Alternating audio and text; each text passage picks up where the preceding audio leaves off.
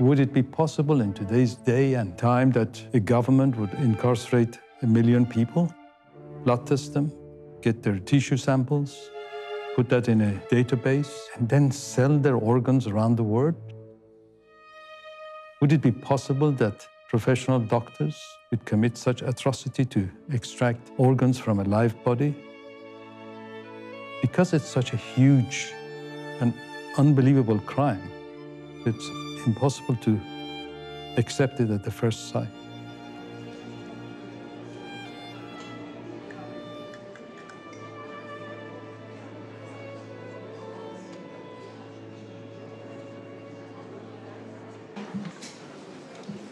Please rise.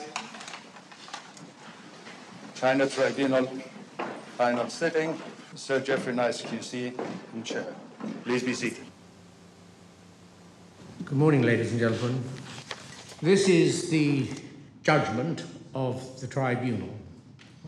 For over a decade, the People's Republic of China has stood publicly accused of acts of cruelty and wickedness that match the cruelty and wickedness of medieval torturers and executioners. The China Tribunal is being led by Sir Jeffrey Nice, QC, world-leading expert on genocide, crimes against humanity. He agreed to establish an independent tribunal with a number of other distinguished colleagues and to shine a light on a very dark place. It should be made clear that it gives the tribunal no pleasure to reach this conclusion, to which it is driven by evidence and the application of reason and logic, together with its appraisal of witnesses who gave evidence.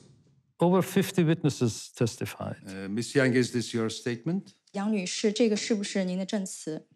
是。 Yes. Are you going to give your evidence in English or in Chinese? 我说中文吧。 In Chinese. Ask you to remember that it is very important to tell the truth, the whole truth, and nothing but the truth.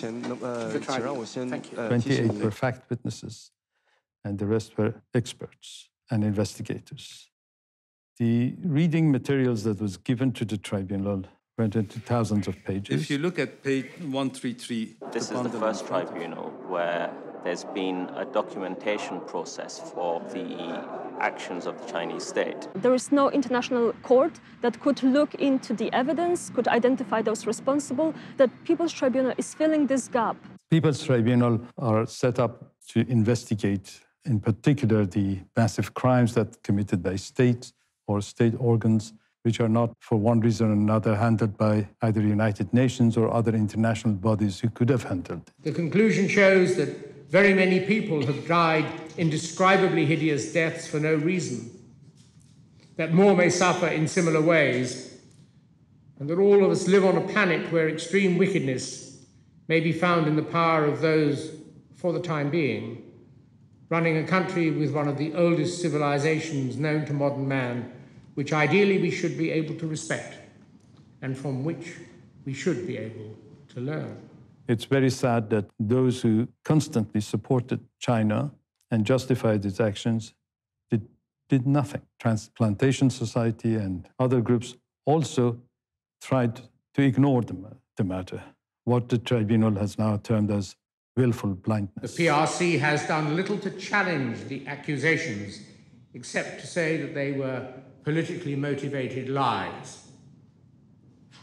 And governments around the world and international organizations, all required to protect the rights of mankind, have expressed doubt as to the accusation, thereby justifying their doing nothing to save those who were in due course, it is said, to be killed to order.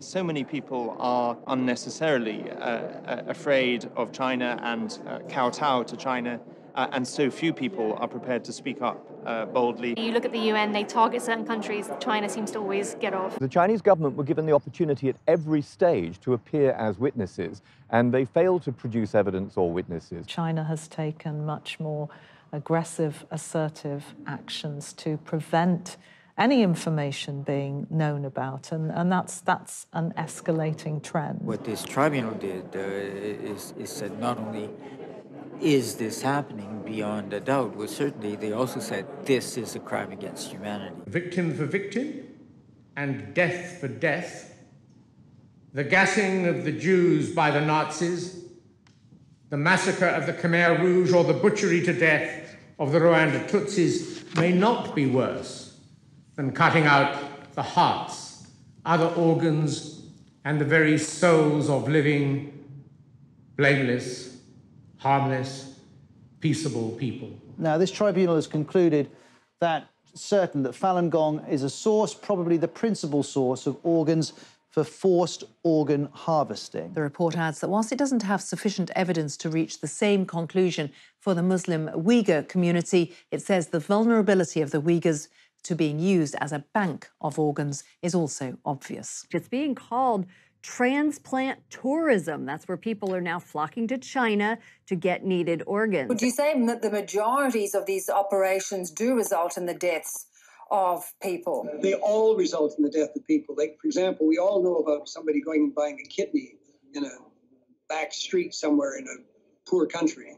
The fact is, in China, they take both kidneys and other organs as well. So nobody survives these organ transplants because they, as I say, they're dead after all of their organs are removed.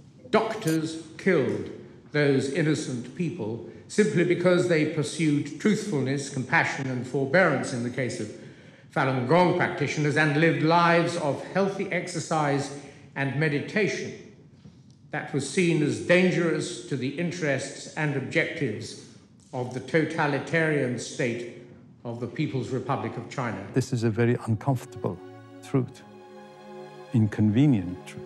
China needs to stop what they're doing. Where else in the world can you go and get an organ within 2 weeks? I hope today no one can turn around to pretend that they don't know this is happening. It's important that we never lose sight of the human side of this story. I hope this judgment will awaken some consciousness from Chinese surgeons. There's lots of important decisions that we need to make as a transplant community as to how we take this judgment forward. The tribunal concluded with this very powerful statement about any government, any entity, any individual dealing with the Chinese Communist Party state is in effect dealing with a criminal state. They actually single out China as a criminal state.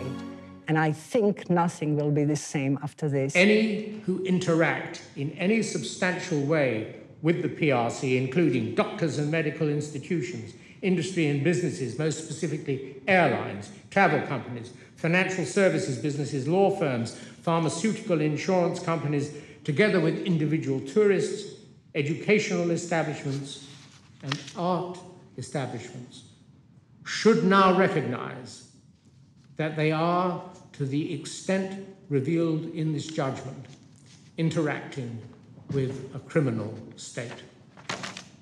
We will rise.